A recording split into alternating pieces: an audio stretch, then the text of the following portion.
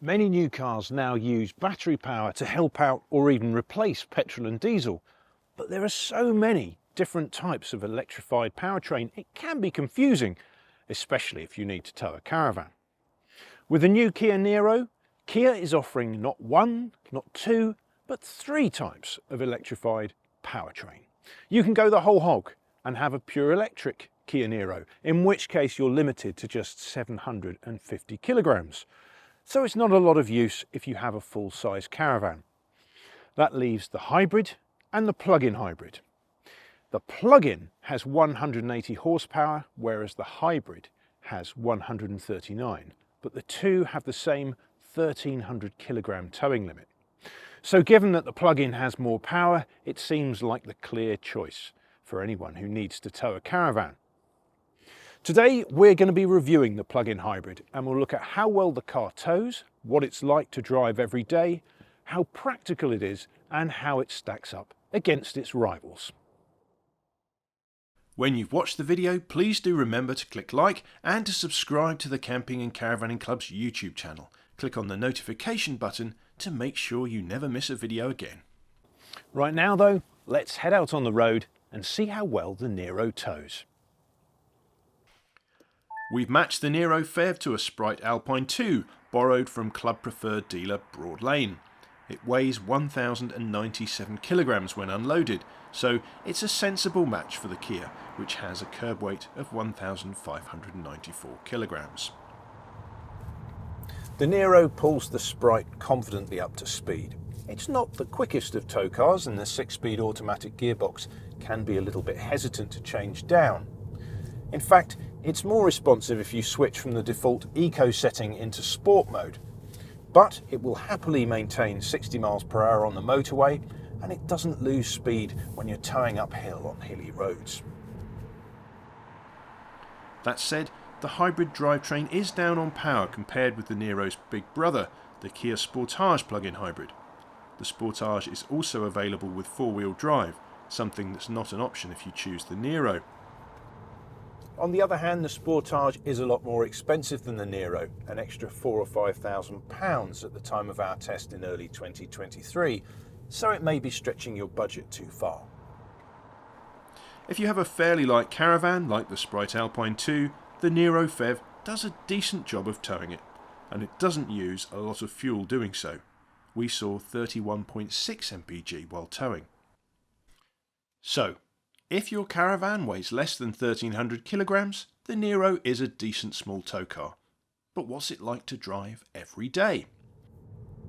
Like any plug-in hybrid, the Niro FEV is at its best if you can recharge regularly and you mostly complete short journeys. It has an official range of up to 38 miles, although really perhaps around 30 miles is more likely, especially in cool weather. That's still enough to complete many commutes and school runs without using a drop of fossil fuel. When the petrol engine does join in with the electric motor, the transition between pure electric and hybrid running is usually pretty smooth, although the engine does sound a bit coarse. The ride is quite firm, but it stops short of being harsh. You do feel the bumps in the road, but it's certainly no bone shaker. Mind you, on a country road, it isn't really all that much fun, but perhaps that's not really what this sort of car is all about. It is a capable all-rounder, but is it also practical? Well, let's take a closer look inside the cabin.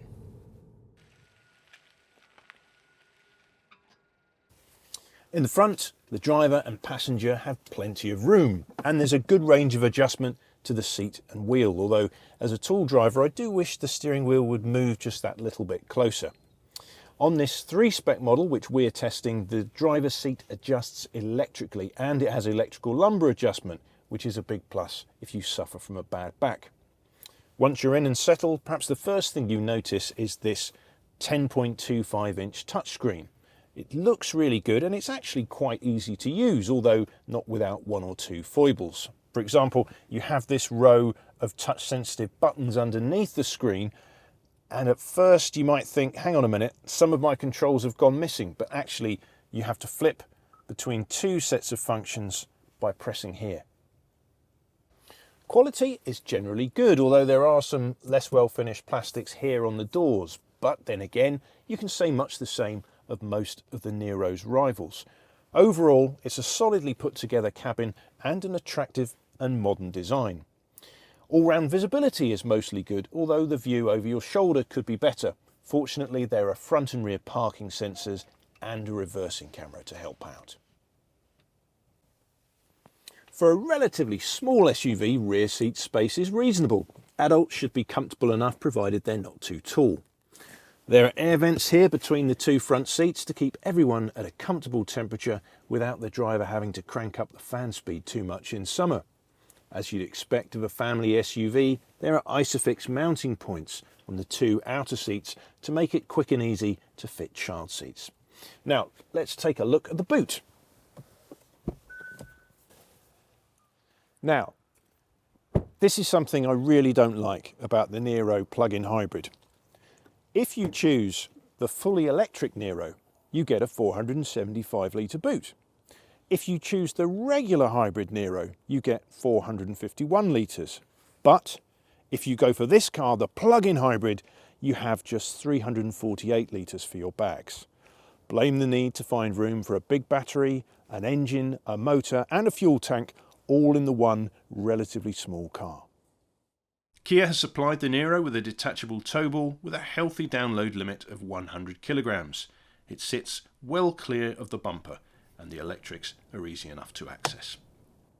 So, should the Kia Niro plug-in hybrid be your next tow car? Well, if you've made up your mind you're definitely switching to an electrified car and your caravan weighs less than 1,300 kilograms, it's a good choice. The Niro is stable, well equipped and economical, so long as you can recharge regularly. But if you're prepared to stick with petrol or diesel for a few more years yet, you can buy bigger and more practical tow cars for similar money. When you've watched the video, please do remember to click like and to subscribe to the Camping and Caravanning Club's YouTube channel to see more tow car, caravan, camping and motorhome videos. Click on the notification button to make sure you never miss a video again.